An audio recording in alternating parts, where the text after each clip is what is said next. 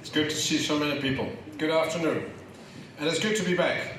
Ministers, ambassadors, ladies and gentlemen, it is a pleasure to be back in Iceland for the Arctic Circle Assembly. Getting here was a little bit difficult, but with a delay of about 4 hours, the plane was able to leave Amsterdam and arrive here. When I stood here a year ago, I spoke about the impact of Russia's unjust and brutal invasion of Ukraine.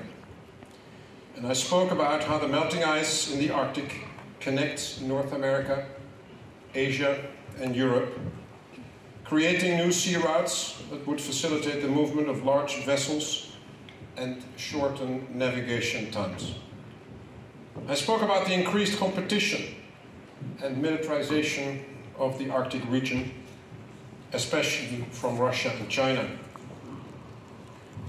A year on, all of these points remain true. The Arctic is still a Russian military stronghold, home to the Northern Fleet, nuclear submarines, missile facilities, airfields, radar stations, and troop concentrations. Russia's largest force is stationed on the Kola Peninsula, which shares a border with Norway and Finland, NATO's newest member. Moscow was rapidly expanding its presence even before the war in Ukraine by building and renovating dozens of military bases in the Arctic. The region is still being used as a test bed for Russian weapons, including hypersonic missiles and the Poseidon nuclear torpedo drone. At their summit in March 2023, both Russia and China agreed to closer cooperation, especially in the areas of Arctic energy and transportation. Both countries are seeking to establish a joint umbrella organization for traffic on the Northern Sea Route.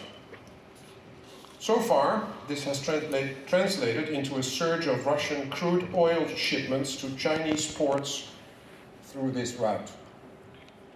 And what experts have deemed reckless behavior, for the first time, Russia has sent the first non-ice class Aframax oil tanker into the Arctic.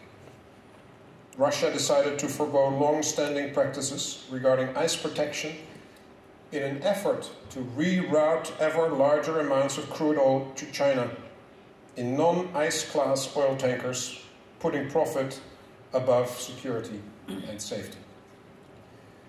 A Chinese container ship has also completed a 3-month round-trip voyage from the Baltic Sea to China and back.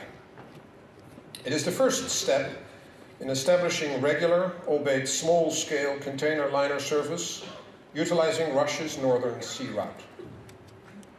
We cannot be naive and expect these new routes to solely be used by commercial vessels.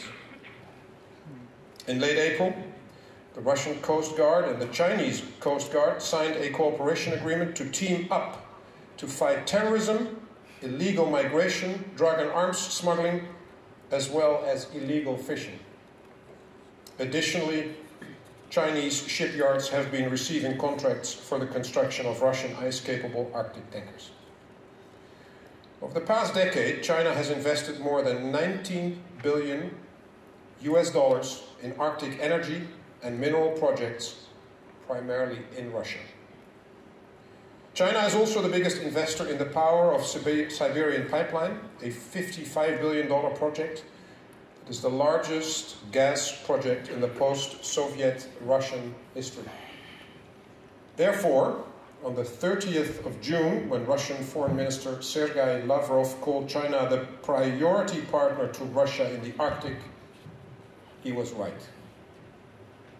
And this is concerning to us, because while Russia's intentions in the Arctic have become clearer in the recent years, China's intentions for the region remain opaque.